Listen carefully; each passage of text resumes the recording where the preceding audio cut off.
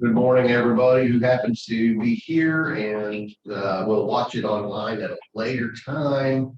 Let me start our share screen, get going, and then I can tell y'all exactly where we're going to be. Yeah, I looked over this yesterday, which it does not help. Okay, so we're going to start in 2 Samuel 5, but we're not going to be there very. But it correlates to First Chronicles 4. So 2 Samuel 5.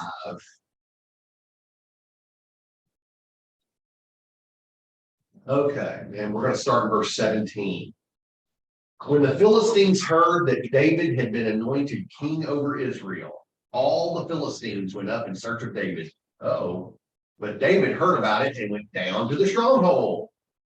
Now the Philistines had come and spread out in the valley of Rephaim.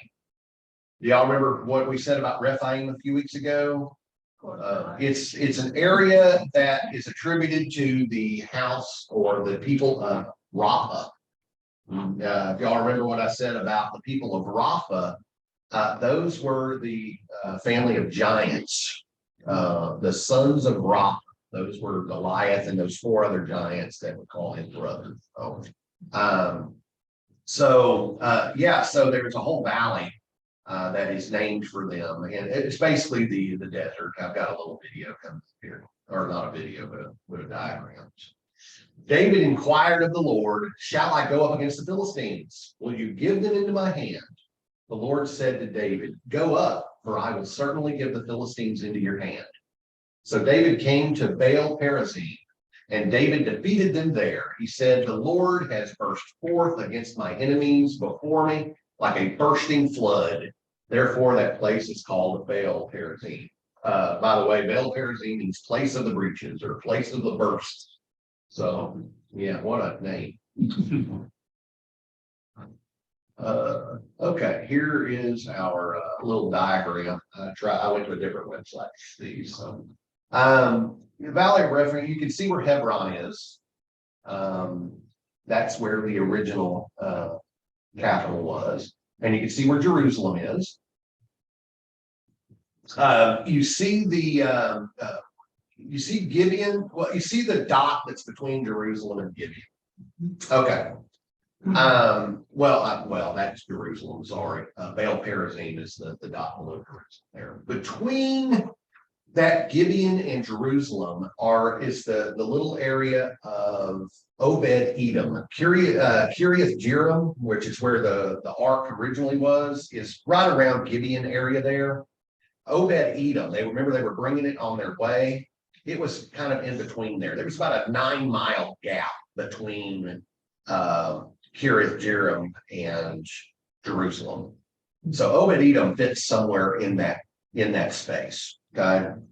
So they were only taking the ark 9 miles and somebody died. So because they touched it. Yeah. Touched it, right. So that gives you an idea of where we're talking about. There's the Valley of Rephaim right there in the center. It's just you see the Dead Sea on the right, you see the Mediterranean Sea on the left. So you kind of get an idea of where it's just right out in the middle of the desert.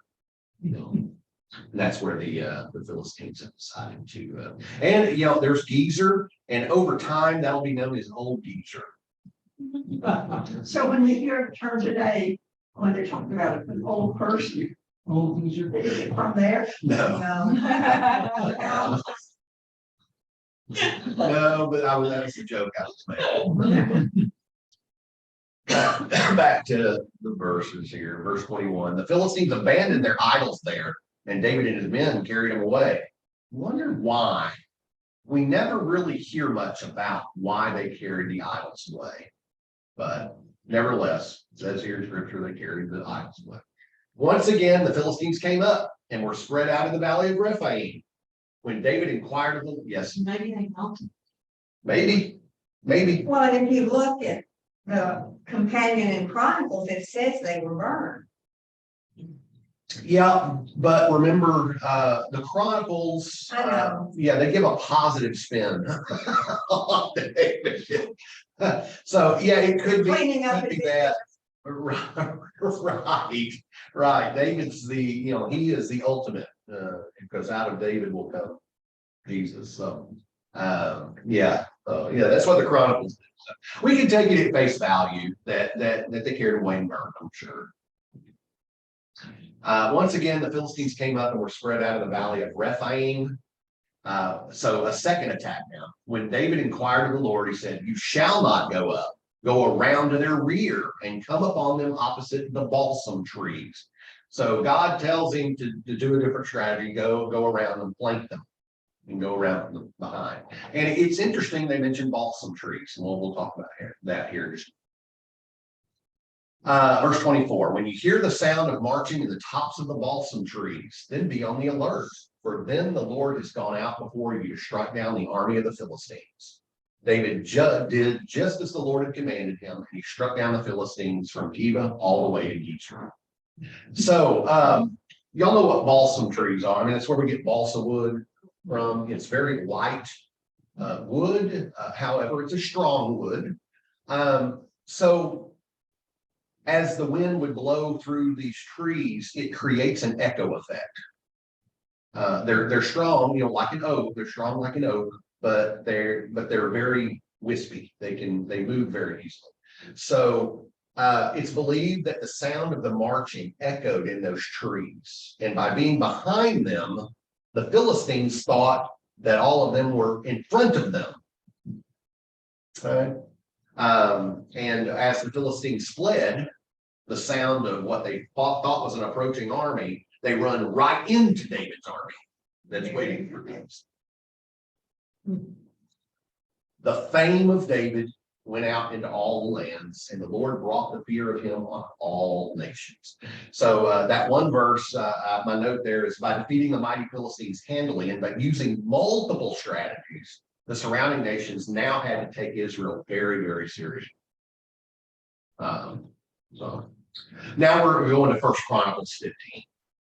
And we're going to probably, if I remember correctly, we're going to be in here most of the rest. This is stuff that is not in Samuel. Okay. David built house. This is verse 1. David built houses for himself in the city of David, and he prepared a place for the ark of God and pitched a tent for it. Then David commanded that no one but the Levites were to carry the ark of God, for the Lord had chosen them to carry the ark of the Lord and to minister to him forever. David assembled all Israel in Jerusalem to bring up the ark of the Lord to its place, which he had prepared for it. Then David gathered together the descendants of Aaron and the Levites of the sons of Kohath, Uriel the chief, with 120 of his kindred, of the sons of Merari, Asaiah the chief, with 220 of his kindred, of the sons of Gershom, Joel the chief, with 130 of his kindred, of the sons of Elazaphan, Shemaiah the chief, with 200 of his kindred, of the sons of Hebron, Eliel the chief, with 80 of his kindred, of the sons of Uzziel, Aminadab the chief, with 112 of his kindred. David summoned the priests Zadok and Abiathar, and the Levites Uriel, Asaiah, Joel, Shemaiah, Eliel, I love that name. Eliel means God is God. And Aminadab. He said to them, "You are the heads of the families of the Levites. Sanctify yourselves, you and your kindred, so that you may bring up the ark of the Lord, the God of Israel, to the place that I have prepared for it. Because you did not carry it the first time, the Lord our God burst out against us because we did not give it proper care." So the priests and the Levites sanctified themselves to bring up the ark of the Lord, the God of Israel. And the Levites carried the ark of God on their shoulders with the poles, as Moses had commanded according to the word of the Lord. So they're going to attempt this again. This time from Obed-Edom, they're going to go and they're going to purify themselves. They're going to sanctify themselves before they go get the ark, and they're going to carry it properly this time. You notice that this time there's no honor guard, there's no military. All of these are priests and Levites that are going now. How can you sanctify yourself? Well, as priests, they would have to go and purify themselves, wash themselves, cleanse themselves, and they do it for each other. When the temple is built, when Solomon builds a temple, they'll have what you've heard, this great sea which sat at a great big bowl that sat out to the side of the temple. That would be their washing, kind of like their hot tub, their purification hot tub. Yeah, they would be cleansing themselves. Of course, there would be prayers and sacrifices and things made too. When kind of a modern day version, at least in our own context, communion, when we do communion, when we normally do communion, the minister will hand bread to someone, to the elder or whatever, and then the elder will serve the minister. Kind of the same process is going on. The head priest would be sanctified first, and then he would be able to sanctify everyone else. Right. On to verse 16. David also commanded the chiefs of the Levites to appoint their kindred as the singers to play on musical instruments, on harps and lyres and cymbals, to raise loud sounds of joy. So the Levites appointed He-Man. Did y'all know He-Man was in the Bible? Y'all know who He-Man is? He-Man by the power of Grayskull. He-Man, son of Joel, and of his kindred Asaph, son of Berechiah, and of the sons of Merari, their kindred, Ethan, son of Cushiah, and with them their kindred of the second order, Zechariah, Jaaziel, Shemiramoth, Jehiel, Uni, Eliab, Benaiah, Maaseiah, Mattathiah. Is that right? Yeah, Mattathiah, Alephalu, and Mikneiah, and the gatekeepers Obed-Edom, that's a name, not a place, and Jael. The singers Heman, Asaph, and Ethan were to sound bronze cymbals. Zechariah, Aziel, Shemiramoth, Jehiel, Uni, Eliab, Maaseiah, and Benaiah were to play harps according to Alamoth. Now, Alamoth, we don't know what that is. It's probably a tempo or a style, kind of like telling a drummer, okay, play the beat in bossa nova, kind of thing. Okay. Mattathiah, Alephalu, Mikneiah, Obed-Edom, Jael, and Azaziah were to lead the lyres. That's the musical instrument, not people, according to the Sheminith.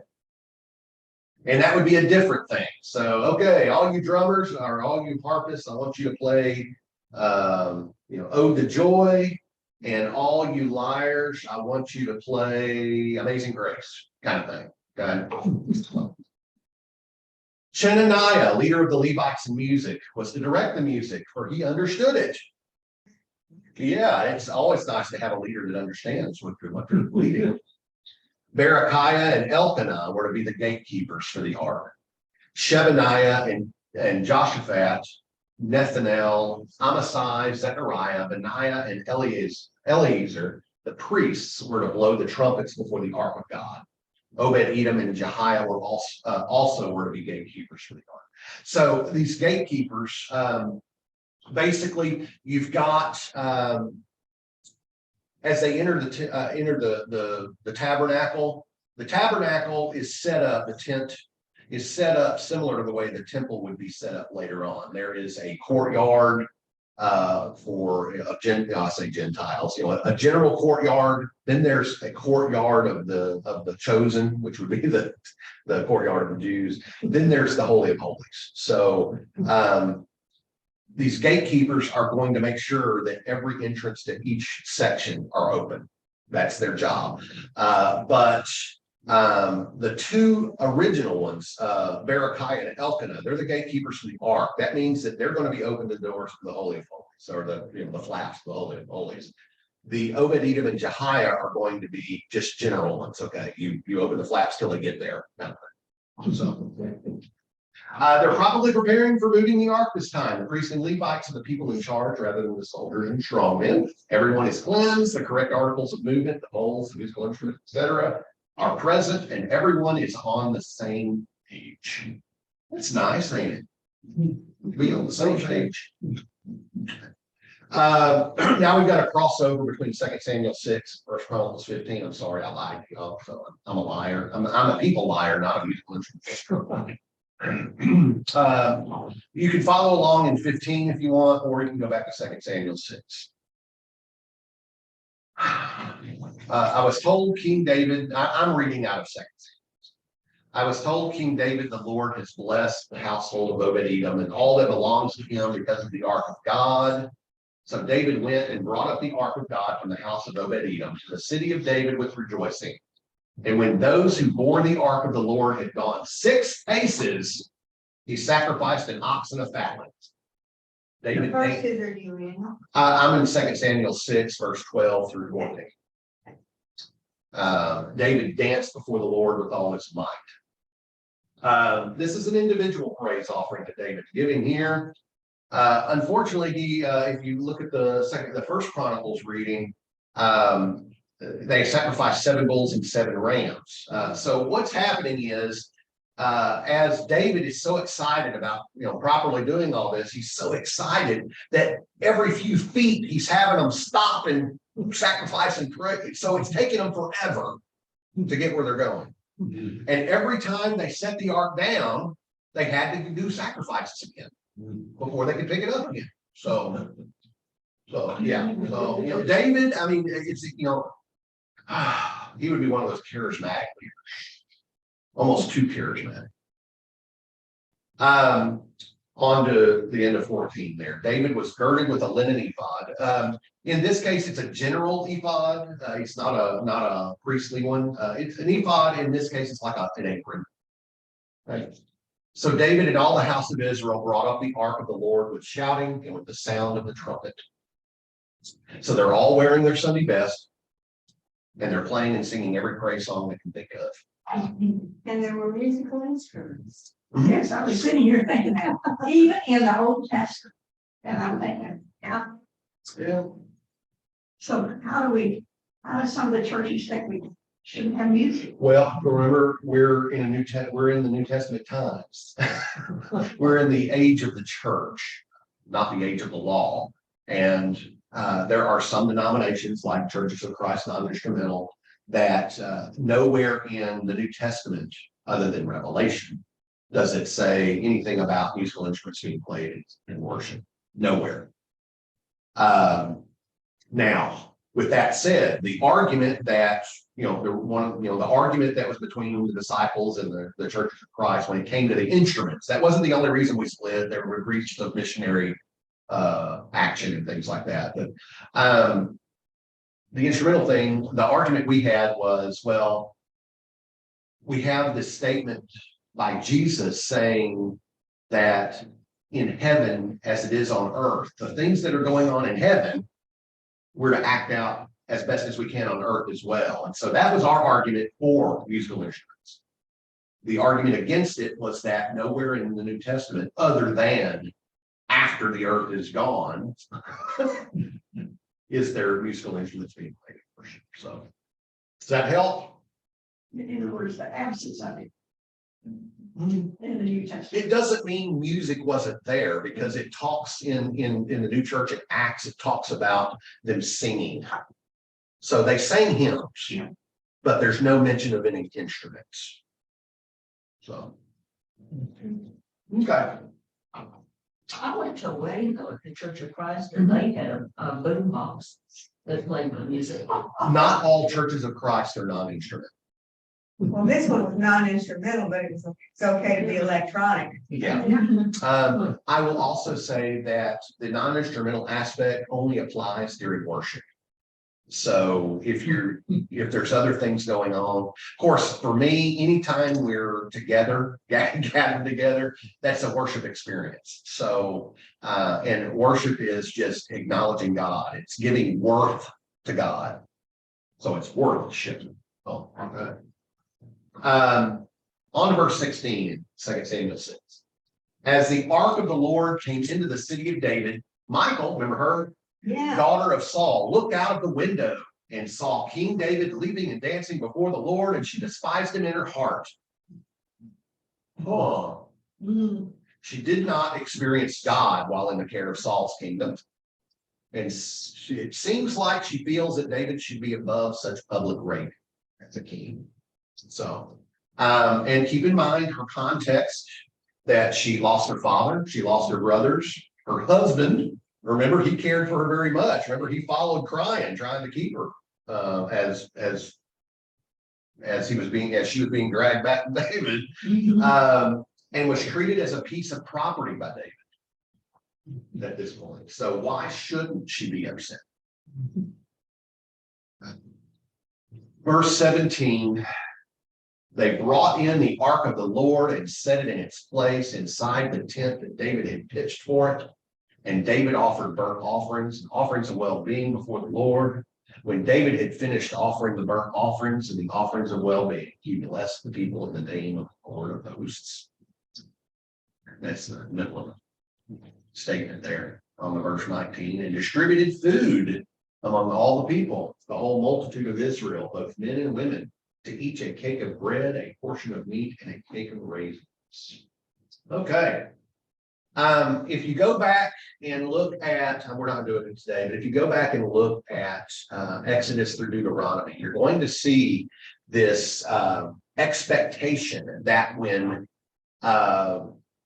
certain sacrifices, certain offerings to the temple were made, that the priest would take, we talked a little bit about it, they would take their portion, but then all the rest of it would be doled out everywhere, everywhere else.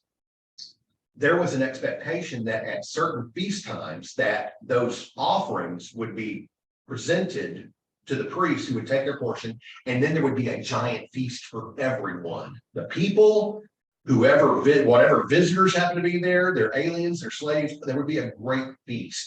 And that's what it seems to indicate David is doing here, is he is honoring that expectation of whenever an offering, at least of well-being, was given. It's a Thanksgiving offering. And so this is a combination, through my own research, I wrote this little note here. There's a combination of the tabernacle feast that was ordained by law and a generous offering from David's own part. So it seems like he went even above and beyond what was expected. That's always. Now we're back to 1 Chronicles 16. Sorry. More names. I'd love for y'all to read some of these. Verse 4. Pronounce all that. Right. He appointed certain of the Levites as ministers before the ark of the Lord to invoke, to thank, and to praise the Lord God of Israel.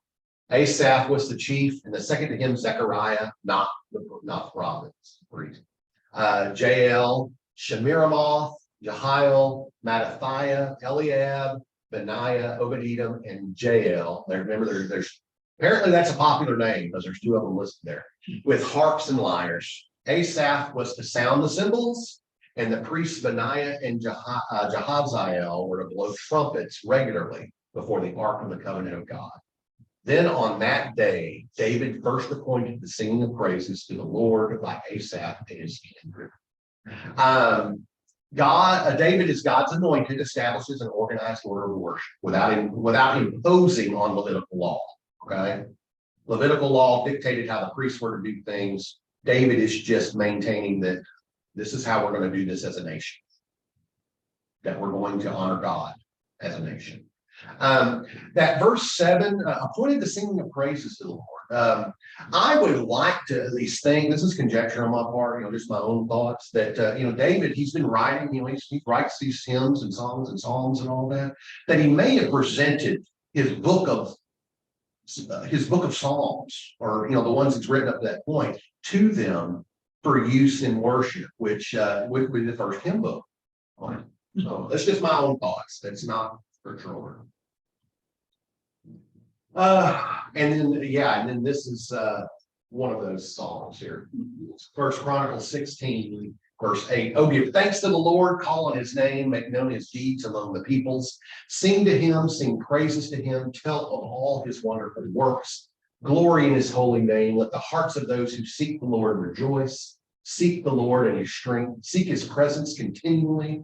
Remember the wonderful works he has done, his miracles and the judgments he uttered, O offspring of his servant Israel, children of Jacob, his chosen ones. He is the Lord our God. His judgments are in all the earth. Remember his covenant forever, the word that he commanded for 1,000 generations, the covenant that he made with Abraham, his sworn promise to Isaac, which confirmed to Jacob as a statute, to Israel as an everlasting covenant. saying, to you I will give the land of Canaan as your portion for an inheritance. When they were few in number, of little account, and strangers in the land, wandering from nation to nation, from one kingdom to another people, he allowed no one to oppress them. He rebuked kings on their account, saying, do not touch my anointed ones, do my prophets no harm. Sing to the Lord, all the earth, tell of his salvation from day to day, declare his glory among the nations, his marvelous works among all the peoples. For great is the Lord and greatly to be praised. He is to be revered above all gods. For all the gods of the peoples are idols, but the Lord made the heavens. Honor and majesty are before him, strength and joy are in his place. Ascribe to the Lord, O families of the peoples. Ascribe to the Lord glory and strength. Ascribe to the Lord the glory due his name. Bring an offering and come before him. Worship the Lord in holy splendor. Tremble before him, all the earth. The world is firmly established. It shall never be moved. Let the heavens be glad and let the earth rejoice, and let them say among the nations, the Lord is king. Let the sea roar and all that fills it. Let the field exult and everything in it. Then shall the trees of the forest sing for joy before the Lord, for he comes to judge the earth. Oh, give thanks to the Lord, for he is good, for his steadfast love endures forever. Say also, save us, O God, of our salvation, and gather and rescue us from among the nations, that we may give thanks to your holy name and glory in your praise. Blessed be the Lord, the God of Israel, from everlasting to everlasting. Amen. Then all the people said, amen. Praise the Lord. See, that is scriptural. It's not just what preacher said. Now, what we Sounds so, phrasing sounds so familiar. Does it come someplace else? Yes, I wrote that note there. This particular thing consists of parts of Psalms 96, 105, and 106, which were collected by Hezekiah after the return from the exile. Now, what can we infer from just that knowledge? Psalms 96, 105, and 106 weren't discovered until after they came back from exile. And here we are with music from that. We can infer that at least this part of Samuel, or I'm sorry, of King. Yeah, we're in Samuel, sorry. Chronicles, sorry. Chronicles. That at least this part was written after they came back. Otherwise, they wouldn't know the music. Yeah, and it doesn't appear in Samuel. There's no mention of this. Correct. Singing. Samuel, most of Samuel is believed to have been written before the exile. Most of Kings is believed to have been written during the exile. All of Chronicles is believed to have been written after the exile. That helps you. Okay.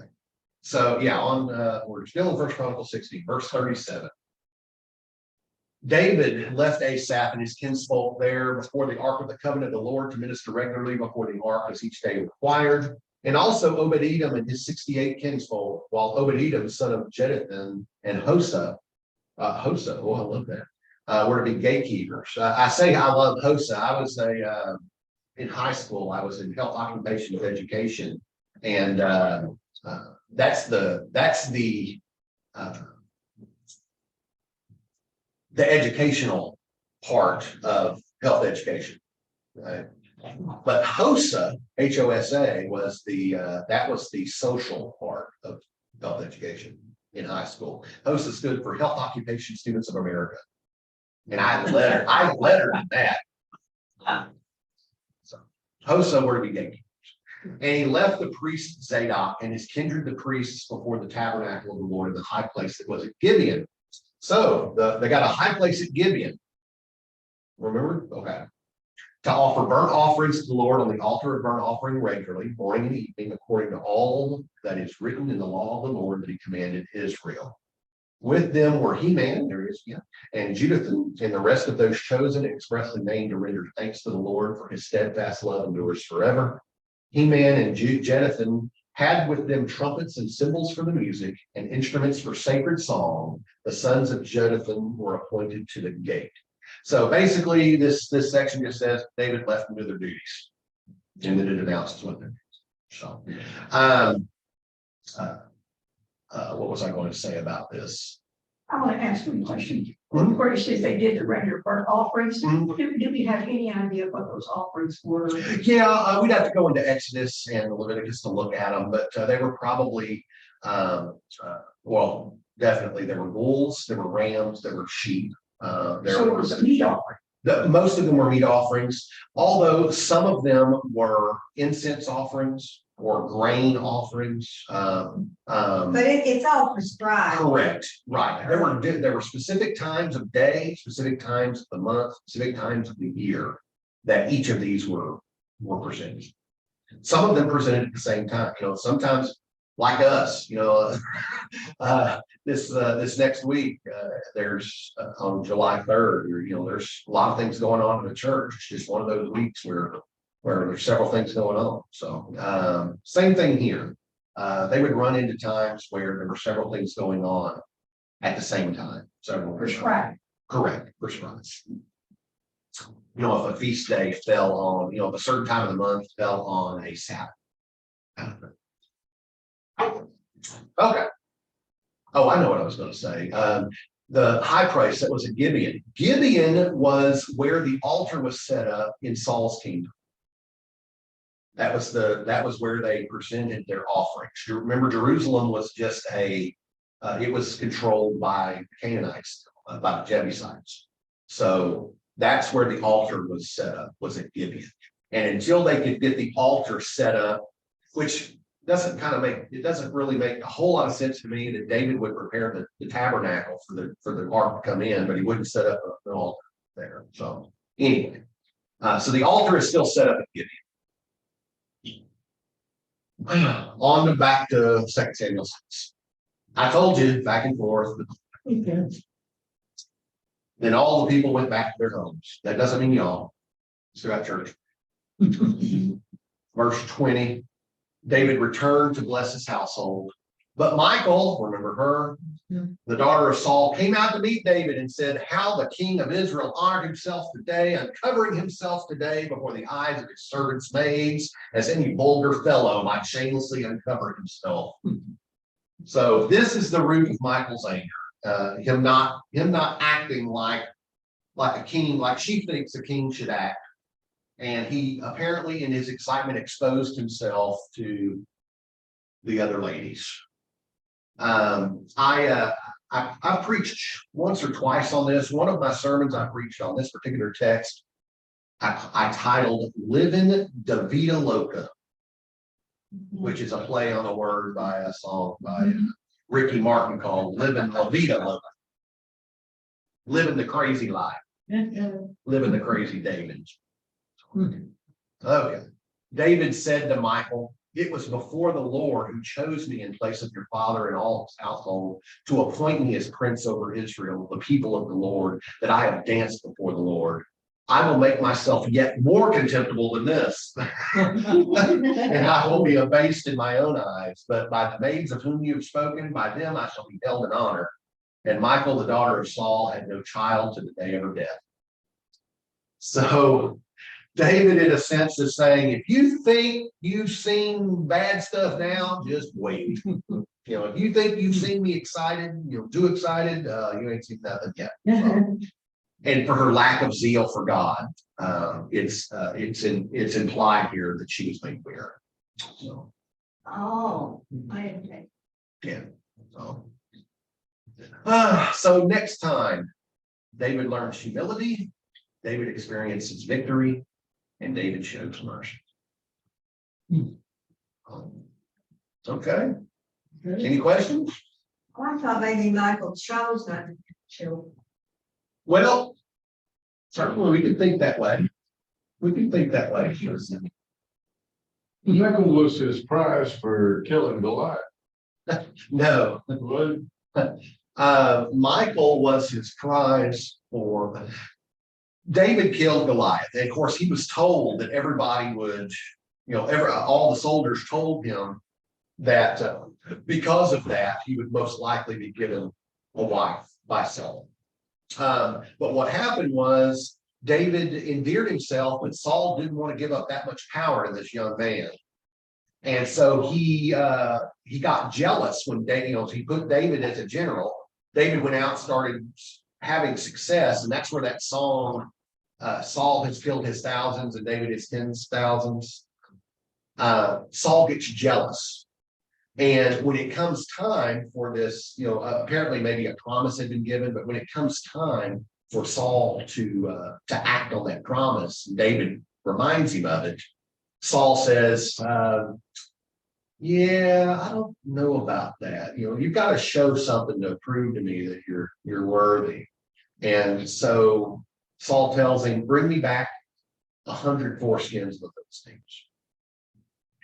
And that's all he told him. Well, David, he took that and says, oh, this will be easy, because he didn't say I had to do it by myself. So David takes a whole group of them out there. They completely annihilate a garrison of Philistines and bring back 100 foreskins.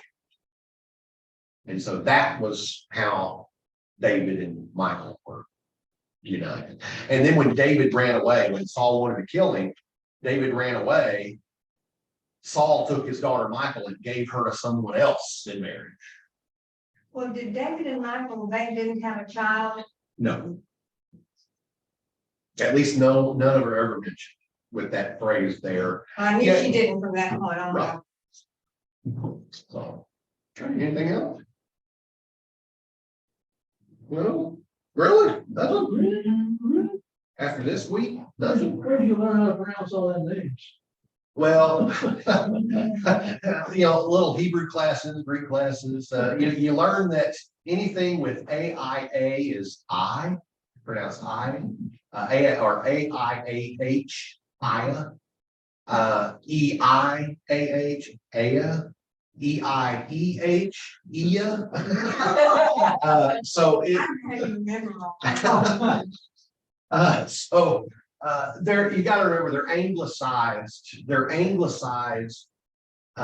they wouldn't print it. They would. Right, if I had the Hebrew names on there, we would, That back of the book down.